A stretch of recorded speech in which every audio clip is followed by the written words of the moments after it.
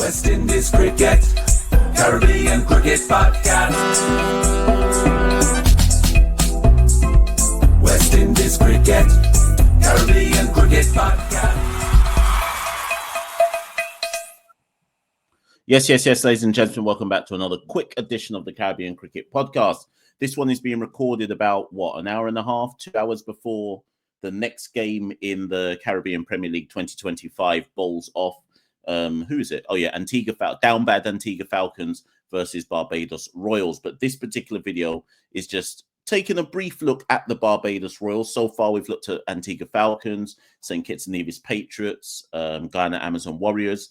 And this particular video is looking at the Barbados Royals, the finalists of 2022. Barbados Royals have been up and down over the last few years. 2021, they failed to I think they might have even come bottom in 2021 in the group stage. 2022, they were the best team in the group stages, then lost in the final, I think, to Jamaica. 2023, what happened to them in 2023? Was that another one where they didn't qualify? Yeah, 2023, they came fifth. And then last year, 2024, again, this is one of the downsides of it only being a 6-team tournament. They were rubbish last year and still went through to the eliminator stage. They won 5, lost 5. But because Antigua and St. Kitts are useless, that was still a good enough record to get through to the eliminator stage. And I believe, I just need to remind myself, did they lose in the eliminators? Yeah, they got knocked out by... They got to qualifier 2. Last year and lost to Guyana Amazon Warriors quite easily after Barbados had knocked out TKR on DLS, Duckworth Lewis. So they're always a bit up and down, Barbados Royals. And this year they've created quite a bit of a splash. And I'm going to do something new today. Let me do this. Thank you to Devon, who's done the graphics for this one. A couple people cussed me in the last episode and were like, why are you doing this on Word document and scrolling and then some rubbish PowerPoint document? Devon messaged me, our graphics guy, our thumbnail guy, and he was like, Mash, let me fix this for you. So big up to Devon, who's given me the Barbados Royals team on the right-hand side here, as you can see. So the Barbados Royals team is as follows. Trevor Penny is the coach, and then the retained domestic players. Rovman Powell is retained. Jamel Warrican and Kadeem Elaine are the retained domestic players. On top of that, in fact, that's it, actually. Those are the only 3 retained. No, there's a few retained in terms of the young players, but we'll get to them. But the major domestic players that they've retained are Rovman Powell, Jamel Warrican, and Kadeem Elaine, who were in the squad last year. In terms of who they've transferred, Brandon King has transferred from the Antigua Falcons to Barbados Royals, and they also traded for Shafane Rutherford from the St. Kitts and Nevis Patriots. So it was a swap between Jason Holder and Shafane Rutherford. So Holder went to St. Kitts and Nevis Patriots to become their captain, and Rutherford, who by all accounts, as I've been led to believe, fell out with the dunce owner of St. Kitts, and Rutherford has moved over to Barbados Royals as a result. So immediately when you before we even get into anything more of their side, immediately when you look at like the West Indian-based retained or traded or drafted players, traded or transferred players, you have Rovman Powell, Brandon King, and Shafane Rutherford. All 3 are established West Indian T20 internationals. So obviously that is a good look for the Barbados Royals. They've got the opener in King. Rutherford will play 4 or 5. Powell will be the finisher. So that's already a good batting core. Now around that, they have the overseas talents of Quinton de Kock, who's used to CPL. You would imagine that he will open with Brandon King. That's fine. That's solid. We can debate the effectiveness of Quinton de Kock, but the point is he will open with Brandon King. You have Mujib Ur-Rahman, who doesn't need any introduction, effective spinner, super familiar with CPL. He will be fine as well with the spin. You basically guarantee your 4 overs of going for not much when you have someone like Mujib in your team. Then you have Daniel Sams, who I'm kind of nonplussed on. I'll be intrigued to see how and if they use him. Ethan Bosch, I don't know enough about to even comment. Like I say, my expertise when it comes to T20 cricket is purely domestic Caribbean-based players. It's not really about these overseas journeyman people. So I couldn't really tell you what Ethan Bosch is or isn't going to do. If you're somebody who is familiar, please get in the comments below and let me know. I'm fairly certain, based on what we've seen so far with St. Kitts and Guyana and with Antigua, that all the overseas players are going to get a dig here. Barbados are actually missing an overseas player, yet to find out who that fifth player is going to be. At the moment, it's TBC, with no confirmation as to who that fifth player will be at this particular point in time as an overseas player. Then you look at their retained players from last year's as counted as senior pros. You've got Jamel Warrican and Kadeem Alain. Now, Kadeem could also open, in fairness. I assume they're going to go Brandon King and Quinton de Kock, but you could also open with Kadeem Alain. Now, what's quite interesting with this Barbados team is how much they have invested in quote-unquote youth, or how much they have invested in breakout league talent, rather than keeping that experienced core that they've kind of had for a long time. So it's worth reminding people that out have gone the following. Jason Holder was traded for Shafane Rutherford. So Holder has gone to the Patriots. Alec Athanase has been transferred to the Patriots as well. He was obviously with the Royals last season as well.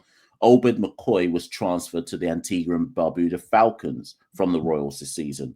Rakeem Cornwall was transferred from Royals to the Antigua and Barbuda Falcons as well. Shamar Brooks was not retained. He has now gone to the Guyana Amazon Warriors. So this Barbados Royals team has actually lost 5 key players. Notice how I didn't say good players. Obviously, Jason Holder is good. I'm not doubting any some of these players are good, but they've lost 5 key players, and they've actually, it almost feels like what the Royals have done is they've reset. It almost feels like they've reset.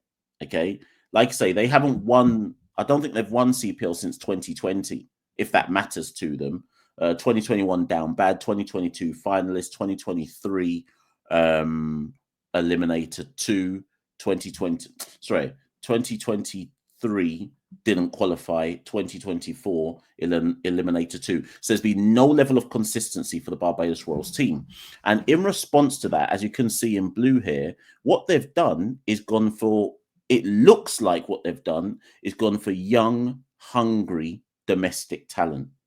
If there is a team in CPL that has embraced the idea of let's try and find the next generation of West Indian talent, it seems to be the Barbados Royals. No other team in CPL this year has got as many young guns as CPL, as Barbados Royals. I'm yet to review TKR. They obviously are TKR. They love their old man team. St. Lucia Kings, the defending champs, have pretty much kept things relatively the same, but we'll get to them in a future episode as well. But what the Royals have done is look at these names: Shakir Paris, Kofi James, who was the best batter in Breakout League this year, also all-rounder. Naeem Young, standard all-rounder, really needs to kick on. He's had a subpar 18 months. Naeem Young needs to kick on, but again, young Caribbean talent. Rivaldo Clark was with the Royals last year, actually, young Caribbean talent. Zisha Matara, the leg spinner, young Caribbean talent. Johan Lane, who was just with the West Indies Limited Overs team, didn't play but was with the squad recently in the Pakistan series, young West Indian talent. Ramon Simmons has been with the Barbados Royals for quite some time, but again, left arm action, young West Indian talent. So you've got 1, 2, 3, 4, 5. Am I counting properly? 7 players in blue there represent seven players who were part of the Breakout League just gone earlier in 2025. And when you include Kadeem Alain, that's 8. Because although Kadeem Alain is not coloured in blue there and is essentially a retained player, he also was in the Breakout League. So half of the Barbados Royal squad is a Breakout League squad. Now, does that mean that I expect this squad to win CPL? Absolutely not. Because on one, and this is the thing, here's the catch-22, right? And some might even call it hypocritical. On one hand, I'm praising Barbados Royals and saying, well done. You're investing in the next generation of West. I know Kofi James is 27, but walk with me. You're invested in the next generation of sub-30 West Indian young talent to try and reset your team. No other team in CPL is really doing this. You've got 8 players who were just in the Breakout League. Some were at the top end of Breakout League, like Kofi James. Shakir Paris was all right. Zishan Matara had a few games. He was good. Johan Lane was good. Some had a middle in Breakout League. But again, it looks like the Royals franchise is actually scouting. I guess that's what I want to say. It looks like they looked at Breakout League and said, let's scout for. So I don't even think Barbados Royals have gone about this year's CPL with the intention of winning it. They might do, doubt it, but I don't think that's their priority. It looks like Barbados Royals' attitude here is to plan for the next few years of CPL because they've already stockpiled some of the best younger talent in the region by getting them into the franchise before other franchises take them. So it becomes easier next year in 2026 to retain the core of those players. Your Shakir Paris, your Kadima Lanes, your Kofi James, your Zishan Mataras, your Johan Lane. Don't be surprised if a lot of those young guns are retained next year in 2026 because eventually teams like Guyana Amazon Warriors, you can't just keep playing Imran Tahir. You're going to have to succession plan. Have they succession planned? No. They've just gone with tried and trusted. Have St. Lucia Kings succession planned? Not really, although I'll get to their team tomorrow. They've gone largely with tried and trusted. TKR have gone with their old team, tried and trusted. A lot of these teams have not looked to the future. And what will end up happening for some of them is they will lose a lot of their key players all at the same time without having given any thought to, so what do we do when those players go? This is a wider issue, by the way, for West Indies cricket. But so just as it's a wider issue for West Indies cricket, it must, of course, be an issue for domestic cricket, in this case, CPL, because the talent isn't there in abundance. So the franchises that are that almost get ahead or get a jump start on the others and recognize the talent's not really there yet for the next 3 to 4 years of CPL. So let's try and get ahead of let's get a jump start on everybody else and identify who are the ones to get now so that we can retain them in the future before other franchises realize that's something they have to do. That was a really long-winded way of me trying to explain that. That's genuinely what I think Barbados Royals have done here.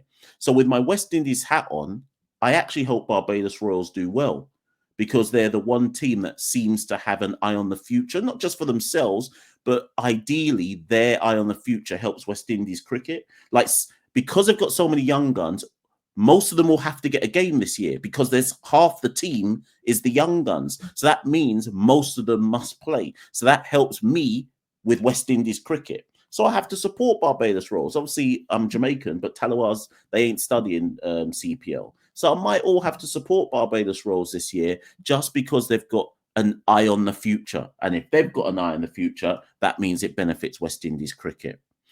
Like I say, I don't think having a famous statement from Alan Hansen, those of you who are old enough, you can't win anything with kids.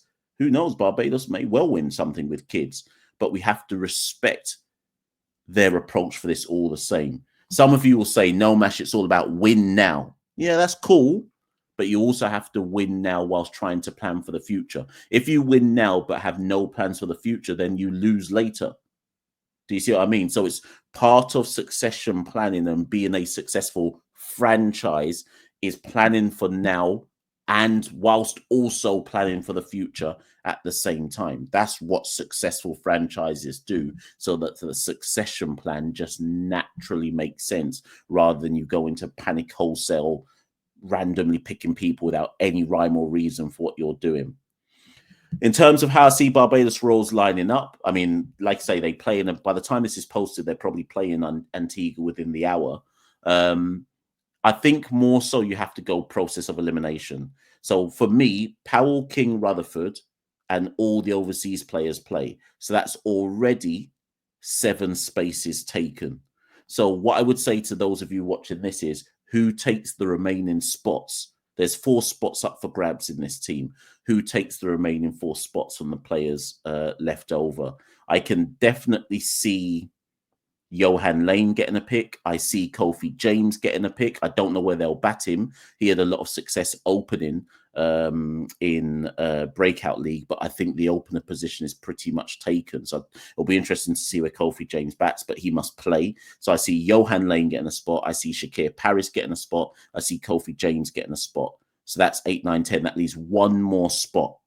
Get in the comments below, people, and let me know what's your construction of the 11 before, and try to do it before you watch the match. Obviously, some of you, by the time you watch this, the match has already started, or maybe you're watching this after the match has finished. But it'll be very, very interesting to see how the Barbados Royals 11 is comprised. That's a quick look at the Barbados Royals team, people. Let me know what you think. Get in the comments below. As ever, we'll be back tomorrow. We've got 2 more teams to do.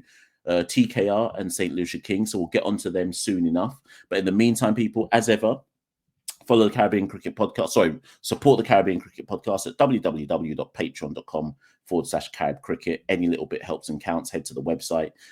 But at the very least, even if you can't support in that way and you can't do super chat, you can't do super thanks, you can't do buy me a coffee, etc., you can go to Caribbean Cricket Podcast on any social media handle, like, share, subscribe, and follow us on those, because that really helps the algorithms. Liking, sharing, subscribing, leaving a comment, all of that helps the algorithms on YouTube and things like that. So if you can't support any other way, this is the way to support. I've been Machel St. Patrick Hewitt. That's been a quick look at the Barbados Royals, and I'll be back tomorrow with some more CPL content. Until then, peace. West Indies Cricket, Caribbean Cricket Podcast. West Indies Cricket, Caribbean Cricket Podcast.